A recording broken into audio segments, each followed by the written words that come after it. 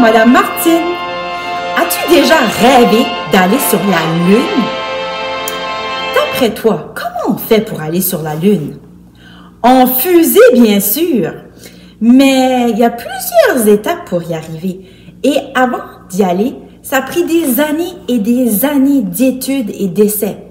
Est-ce que tu sais qui est le premier astronaute à avoir mis les pieds sur la Lune? Il s'appelle Neil Armstrong et c'était en 1969. Alors, je vais te lire cette histoire informative qui va nous parler du voyage d'Apollo. Le titre est « Comment nous sommes allés sur la Lune », écrit et illustré par Penelope Jolson des éditions L'École des loisirs. Tu es prêt? C'est parti! Avant, aller sur la Lune, c'était impossible. Mais les humains ont décidé d'y aller quand même. Moi, c'est Neil le commandant et voici Buzz et Michael les pilotes. Ce matin, nous embarquons dans la cabine de pilotage tout en haut de la fusée. En dessous se trouvent de puissants moteurs et des réservoirs de carburant. Fais le décompte avec moi de 10 à 1. C'est parti. 10, 9, 8, 7, 6, 5, 4, 3, 2, 1 et c'est parti! À grande vitesse, nous filons vers l'espace. Tout en montant, la fusée abandonne les réservoirs et les moteurs qui lui ont servi pour le décollage. Puis nous tournons autour de la Terre. Vue d'ici, elle semble petite. Lorsque la Lune est bien en face de nous, nous fonçons droit vers elle. Pour se poser sur la Lune, il faut un véhicule avec des pieds, le LEM. LEM, c'est un acronyme de l'anglais qui veut dire Lunar Excursion Module. Il est placé à l'étage inférieur de la fusée. Pour que nous puissions entrer dans le LEM, Michael doit faire une manœuvre très délicate. D'abord, il sépare notre cabine de pilotage et ses moteurs du reste de la fusée. Ensuite, il ouvre la coque du LEM. Puis, il fait faire demi-tour à notre cabine et l'accroche au LEM. Nous nous séparons du dernier gros réservoir. Buzz et moi entrons dans notre nouveau véhicule. Michael ne vient pas. Il va rester dans la cabine et tourner autour de la Lune en attendant notre retour. C'est un travail d'équipe. Buzz et moi nous mettons aux commandes du LEM. Nous nous séparons de la cabine et nous préparons à allunir. Allunir. Est-ce que tu entends un petit mot dans ce grand mot? Moi, j'entends le mot lune. Ça me fait aussi penser au mot atterrir, qui veut dire toucher la terre. Donc, allunir, ça veut sûrement dire arriver sur la Lune. C'est moi qui descends le premier.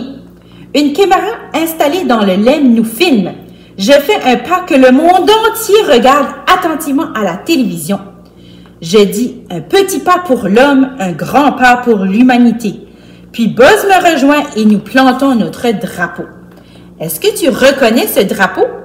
C'est celui des États-Unis, parce que Neil Armstrong était des États-Unis. Ensuite, nous ramassons des roches lunaires pour les rapporter sur la Terre. Michael a fini son tour. Il faut que nous remontions à bord avant que nos réserves d'oxygène soient épuisées. En décollant, le LEM abandonne ses pieds devenus inutiles. Malheureusement, l'exploration de l'espace crée beaucoup de déchets. Nous rejoignons Michael dans la cabine de pilotage.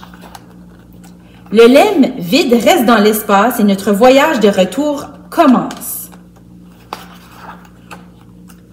Lorsque nous approchons de la Terre, nous abandonnons nos moteurs.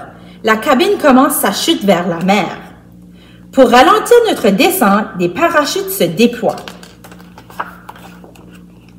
Et nous nous posons sur l'océan.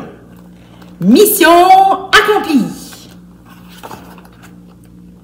Maintenant, aller sur la Lune, c'est possible. Et mon histoire est finie. J'ai un autre livre pour toi qui s'appelle « Nous sommes là ». Note concernant la vie sur la planète Terre, écrit et illustré par Oliver Jeffer. C'est lui qui a écrit le livre « Rébellion chez les crayons ».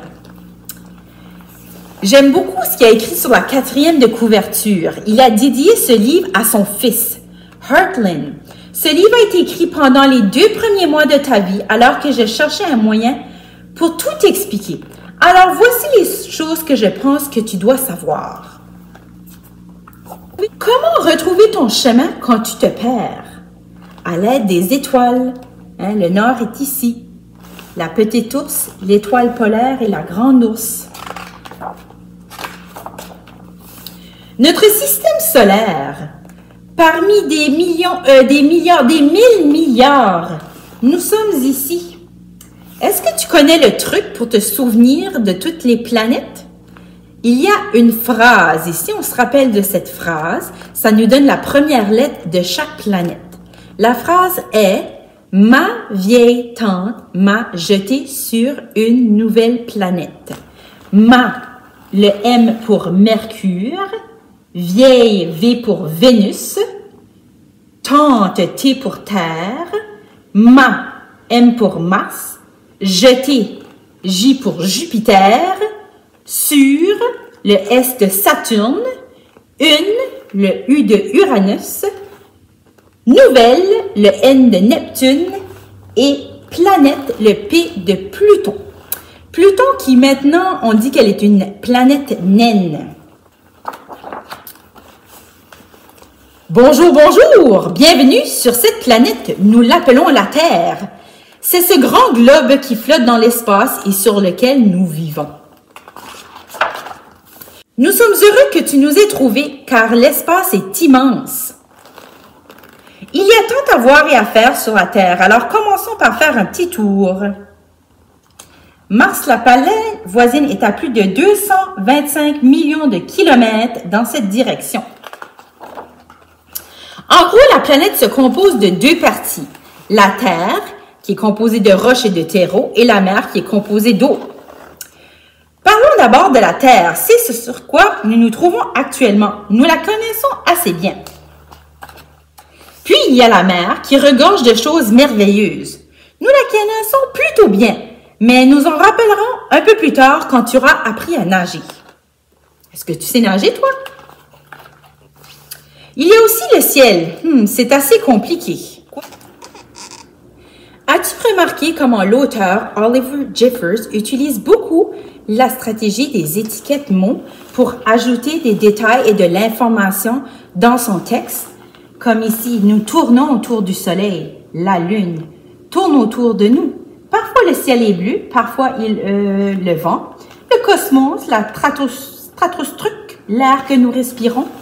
Alors les étiquettes mots, c'est une excellente stratégie d'auteur que toi aussi tu peux utiliser dans tes livres.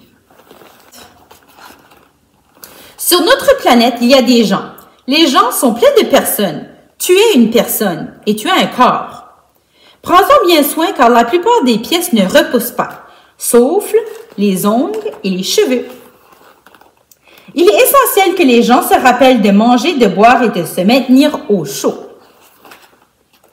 Les gens sont de toutes les formes, tailles et couleurs. Nous avons peut-être tous l'air différents. Nous ne nous comportons pas tous de la même manière et nous n'avons pas tous la même façon de parler. Mais ne te trompe pas, nous sommes tous des gens. Il y a aussi les animaux. Leur forme, leur taille et couleur varient encore plus que les nôtres. Ils ne savent pas parler, mais ce n'est pas une raison pour ne pas être gentil avec eux. Toi non plus, tu ne sais peut-être pas encore parler, même si tu as des questions plein la tête. Sois patient, tu sauras utiliser tes mots bien assez tôt. Nous fonctionnons généralement de la façon suivante. Quand le soleil se montre, il fait jour et nous faisons des trucs. Sinon, quand il fait sombre avec juste la lune pour éclairer, c'est la nuit, c'est alors que nous dormons. Les choses peuvent parfois bouger lentement ici sur Terre. Mais le plus souvent, il bouge rapidement. Alors, utilise bien ton temps. Il passe avant que l'on s'en aperçoive. Même si nous avons fait beaucoup de chemin, nous n'avons pas tout compris. Alors, il te reste plein de choses à faire.